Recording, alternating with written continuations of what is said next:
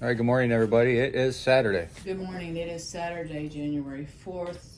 Please prepare for the upcoming weather. According to what we've seen, nobody is exempt. Yeah. Everyone's getting hit somewhere, somehow. Yep. It could be a quarter inch of ice. It could be 10 feet of snow. Somewhere Or in it could be between. tornadoes down south. Or tornadoes, or nothing. So just get prepared for the unexpected. Yep. And pray for protection. Pray for protection and the best possible scenario, and Yep. prepare for the worst, I guess. Yep. Hope for the best, prepare for the worst. Right. Okay, right there. We're in that book there. Today, Jesus heals the man who was born blind. John chapter 9, starting at verse 1. As Jesus was walking along, he saw a man who had been blind from birth. Rabbi, his disciple asked him, why was this man born blind? Was it because of his own sins or his parents' sins?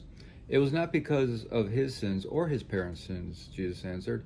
This happened so the power of God could be seen in him. We must quickly carry out the task assigned us by the one who sent us. The night is coming, and then no one can work. But while I am here in the world, I am the light of the world. Then he spit on the ground, made mud with the saliva, and spread the mud over the blind man's eyes. He told him, go wash yourself in the pool of Siloam. Siloam means sent. So the man went and washed and came back seeing. His neighbors and others who knew him as a blind beggar asked each other, isn't this the man who used to sit and beg? Some said he was, others said, no, he just looks like him. But the beggar kept saying, yes, I am the same one. So they asked, who healed you? What happened? He told them, the man they called Jesus made mud and spread it over my eyes and told me, go to the pool of Siloam and wash yourself. So I went and washed, and now I can see. Where is he now? They asked. I don't know, he replied. And now the commentary. Why was he... Oh, sorry. We already read that. In chapter 9, we see 4 different reactions to Jesus. The neighbors revealed surprise and skepticism. The Pharisees showed disbelief and prejudice. The parents believed but kept quiet for fear of excommunication. And the healed man showed consistent, growing faith. Each reaction to Jesus allowed the man to reach a clear understanding of the one who had healed him. A common belief in Jewish culture is that calamity or suffering was the result of some great sin. But Christ used this man's suffering to teach about faith and to glorify God. We live in a fallen world where good behavior is not always rewarded and bad behavior is not always punished. Therefore, innocent people sometimes suffer. Regardless of the reasons for our suffering, Jesus has the power to help us deal with it. When you suffer from a disease, tragedy, or disability, try not to ask, why did this happen to me? Or, what did I do wrong? Instead, ask God to give you strength for the trial and a clear perspective on what is happening. When Jesus spit on the ground and made mud in order to repair the man's eyes, he was working with original materials. That's a true fact. Right. Genesis chapter 2, verse 7 states that God formed Adam's body from the dust of the ground. Jesus was demonstrating a creator's awareness of the materials he first used to shape the human body. The pool of Siloam was built by Hezekiah. His workers constructed an underground tunnel from a spring outside the city walls to carry water into the city. Thus, the people could always get water without fear of being attacked. This was especially important during times of siege.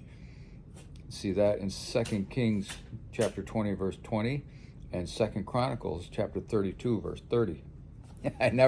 That's a perspective I never even thought about before, that Jesus using the original materials to Right. rebuild the man. That's Spit and dirt.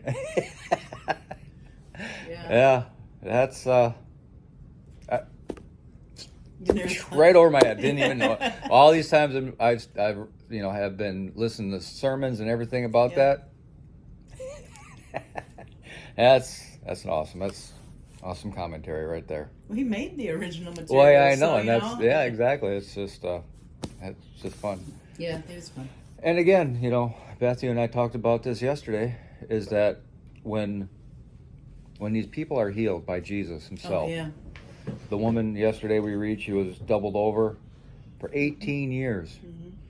And he heals a man, his sight, you know, blind, birth, never ever saw before in his life. Right. Or the deaf, or the crippled, you know, somebody that was lowered down in a mat, completely crippled up. Right. There was no physical therapy. There was no anything. They just got up. He grabbed up his mat and he walked away. This man, he just gets up, and it's not like he, you know, had to open his eyes and try to figure out what was going on or whatever. He just started walking. It says nothing about him rubbing his eyes. Nothing. Or, It's you know, just going to the eye doctor and getting some no, glasses. not squinting and trying to fumble around and Right. blurry. No, He just could done. see. Woman got up. 18 years, doubled over. No, you know, we today had that happen to us, we'd spend months and months in physical therapy trying to figure out ourselves out. People get crippled all the time, and they have to relearn how to walk. Relearn how to walk. You know? Painful therapy and all this and that. And so Jesus, when he heals completely. He does. There is no need for anything else. He's just, when it's done, and it's done all the way. Incredible. Absolutely incredible. And it's just, you know, again, just taking some mud. Here we go. Just gonna spackle it on there, and you're all good. But that's the glory of God. Yeah, it is. He's all powerful. He's amazing. And again, we say it all the time. We've read this Bible front to back a couple of times now. And every time we read it, find something new. And it's almost, it's a living word. It is a living word, and it's almost every time we read it that we see something new. Every day that we read it, we see something new. Yeah. So it's a living word. It will always affect you differently each time you read it. Yep. All right. Hope everybody has a glorious weekend, and please take care, prepare yourself. Yes. Please be safe, and we'll talk to you later.